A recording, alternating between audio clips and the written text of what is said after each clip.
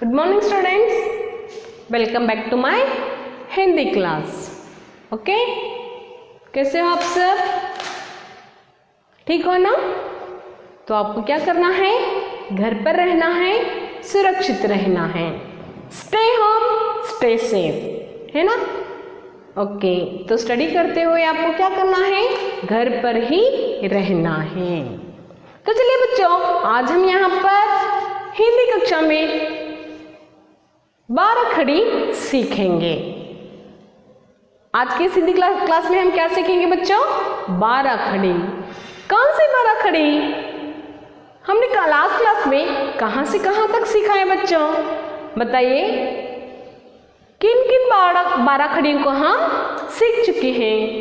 तो last class में हम क, ख, ग, घ, ङ, च, छ, ज, झ, ञ, यहाँ तक हम सीख चुके हैं।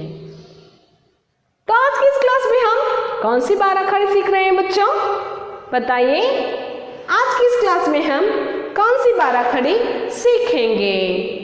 आज की इस क्लास में हम ट से लेकर टहा तक की 12 खड़ी सीखेंगे। आज की इस क्लास में हम क्या करेंगे? ट से लेकर टहा तक की 12 खड़ी को सीखेंगे, है ना बच्चों?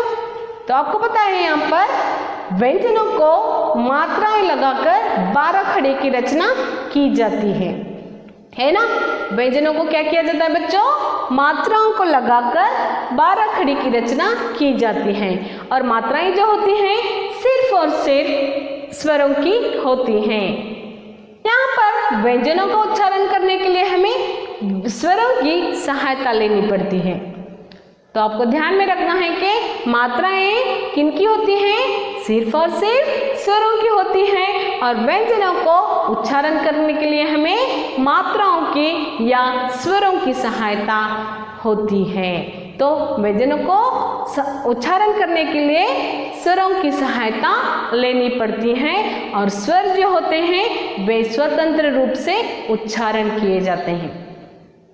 ओके, तो आपको ध्यान में रखना है, मात्राएं सिर्फ और सिर्फ स्वरों की होती हैं। और 12 खड़ी क्या होती है? यहाँ पर व्यंजनों की होती है। व्यंजनों को लिखने के लिए हमें किनकी सहायता लेनी पड़ती है? मात्राओं की, यानी कि 12 खड़ी को लिखने के लिए हमें स्वरों की सहायता ली जाती है और उन्हें व्यंजनों के साथ मिलाकर 12 खड़ी की रचना की जाती है। ओके, तो चलिए बच्चों, आज हम यहाँ पर इस क्लास में ट से लेकर टहा तक की 12 खड़ी को सीख रहे हैं। तो ध्यान देना है, इस 12 खड़ी को किस तरह से लिखा जाता है और इसे किस तरह से रीड किया जाता है। चलिए, तो आपको क्या करना है? जो भी मैं यहाँ पर आपको लिखा रही हूँ उसे नोट डाउन करते हुए जाना है और इसका प्रैक्टिस बार बार आपको करना है।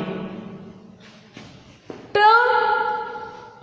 हलन जमा अ, आपको पता है आ की कोई मात्रा नहीं होती है, इसलिए हम अ को एज इट इज रखते हैं। आगे से ट जमा आ की मात्रा, ट को आ की मात्रा लगाने से ट का क्या बन गया? टा। ट जमा छोटी की मात्रा बराबर ट को ई की मात्रा लगाने से क्या बन गया? ट का टी बन गया। क्या बन गया बच्चों? ट का टी बन गया। नेक्स्ट, ट जमा बड़े की मात्रा बराबर ट को बड़े की मात्रा लगाने से टी। ट को बड़े की मात्रा लगाने से टी। आगे देखिए यहाँ पर ट जमा ई की बात क्या आता है बच्चों, ऊ की मात्रा। ऊ की मात्रा इस तरह से लिखी जाती है। तो फिर देखिए यहाँ पर ट, ऊ की मात्रा को कहाँ पर लगाना है, नीचे की ओर। तो ट को ऊ की मात्रा लगाने से ट का क्या बन गया, टू। आगे देखिए यहाँ पर ट जमा, यहाँ पर क्या होता है बच्चों, ऊ की बात कौन सा ऊ आता है, बड़ा ऊ। तो इसे इस तरह से लिखा जाता है। ट को हमने बड़े ऊ की मात्रा लगा दी, जो ट का क्या बन गया, टू बन गया। उसे इस तरह से राउंड किया जाता है, हलंत को राउंड नहीं किया जाता है। ओके, ये ध्यान में रखना है कि ऊ और हलंत के बीच क्या डिफरेंस है। तो ऊ की मात्रा जो है उसे इस तरह से राउंड किया जाता है, यहाँ पर सिर्फ और सिर्फ उसे इस तरह से लिखा जाता है। इसको हम हलंत कहते हैं और हलंत लगाने से अक्षर का आधा उच्चारण किया जाता है। वहाँ पर कोई मात्रा, कोई स्वर का उपयोग नहीं होता है। समझ में आ गया ना बच्चों? व्यंजनों को उच्चारण करने के लिए हमें स्वरों की सहायता लेनी पड़ती है और यहाँ पर बिना स्वर के व्यंजनों का उच्चारण क्या होता है, अधूरा रहता है।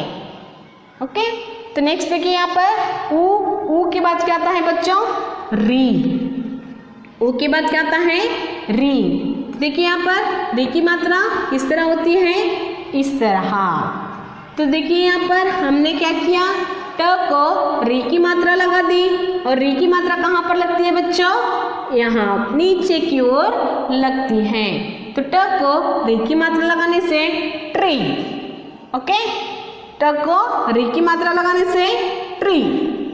आगे री के बाद क्या आता है, री के बाद क्या आता है बच्चों, ए की मात्रा है ना।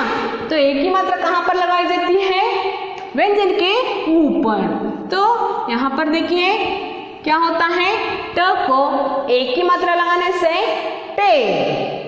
ट को ए की मात्रा लगाने से टे बन गया। तो नेक्स्ट देखिए ट जमा, ए के बाद कौन सी मात्रा आती है, आई की मात्रा बराबर ट को आई की मात्रा लगाने से ट का क्या बन गया, टई। जिस भी व्यंजन को हम जिस स्वर की मात्रा लगाते हैं अंत में उसी स्वर की आवाज आती है। जैसे कि देखिए यहाँ पर ता आ, ता आ, T T E, T E, two two, है ना। तो अंत में क्या होता है बच्चों, उसी स्वर की आवाज हमें सुनाई देती है। नेक्स्ट आई के बाद क्या आता है बच्चों, ओ। आई के बाद क्या आता है, ओ की मात्रा किस तरह से लिखी जाती है, देखिए यहाँ पर इस तरह से। तो हम क्या करेंगे, ट को ओ की मात्रा लगाएंगे, जो ट का क्या बन गया, ट बन गया। ट का क्या बन गया बच्चों, ट बन गया। तो आगे देखिए यहाँ पर ट को ओ की मात्रा लगाने से ट बन गया। नेक्स्ट देखिए यहाँ पर ट हलंत, औ की मात्रा बराबर ट को औ की मात्रा लगाने से क्या बन गया बच्चों, टऊ बन गया। ट को औ की मात्रा लगाने से टऊ। औ के बाद कौन सी मात्रा आती है, औ के बाद आहा की मात्रा, अम की मात्रा आती है। तो आम की मात्रा इस तरह लिखी जाती है। तो देखिए यहाँ पर ट को आम की मात्रा लगाने से टम। टम को ट को आम की मात्रा लगाने से टम। ओके, नेक्स्ट आम के बाद कौन सी मात्रा आती है यहाँ पर, आहा।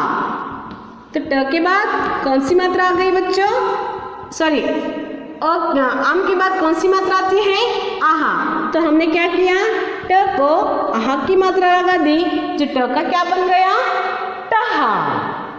ओके। और ये जो मात्रा है हमेशा वर्ण के बाद लगती है, अम की मात्रा हमेशा वर्ण के ऊपर लग जाती है। तो इस तरह 12 खड़ी की रचना की जाती है। चलिए इसे एक बार रीड करते हुए हम क्या करेंगे, इसे लिखने की प्रैक्टिस करेंगे। ओके, ट जमा अ बराबर ट, ट जमा आ की मात्रा बराबर टा, ट जमा ई की मात्रा बराबर टी, ट जमा ई बड़ी की मात्रा बराबर टी, ट जमा ऊ की मात्रा बराबर टू, ट जमा बड़े ऊ की मात्रा बराबर टू, ट जमा री की मात्रा बराबर ट्री, ट जमा ए की मात्रा बराबर टे, ट जमा आई की मात्रा बराबर टई, ट जमा ओ की मात्रा बराबर टो, ट जमा आई की मात्रा बराबर ट जमा ओ की मात्रा बराबर टौ, ट जमा अम की मात्रा बराबर टम, ट जमा आह की मात्रा बराबर टहा।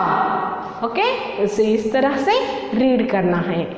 और एक तरीका है इसे रीड करने का, जिसे कि हम ट टा टी टी टू टू ट्री टे टई टो टौ टम टहा। तो इसे इस तरह से भी रीड किया जाता है। ओके, समझ में आ गया ना बच्चों? तो आज हमने क्या सीखा, ट से लेकर टहा तक की 12 खड़ी को हमने सीखा है। तो चलिए बच्चों, आज आपके लिए क्या ग्रह कार्य है, आज के इस क्लास अनुसार ट के बाद कौन सा वर्ण आता है बच्चों, ठ। तो यहाँ पर क्या करना है, ठ से लेकर टह तक की 12 खड़ी आपको लिखनी है। ओके, क्या करना है बच्चों, ठ से लेकर ठ तक की 12 खड़ी आपको लिखनी है। कितनी बार, 5 टाइम्स। कितनी बार, 5 टाइम्स। इसे भी 5 टाइम्स लिखना है और इसकी प्रैक्टिस भी आपको क्या करनी है, 5 टाइम्स करनी है। मात्राओं को जोड़कर 12 खड़ी आपको क्या करना है, लिखना है। ओके, तो चलिए बच्चों, आशा करती हूँ कि आज का यह वीडियो क्लास आपको समझ में आ चुका होगा। आज की 12 खड़ी आपकी समझ में आ चुकी होगी। तो नेक्स्ट 12 खड़ी को लेकर हम फिर मिलेंगे। तब तक के लिए बाय, टेक केयर।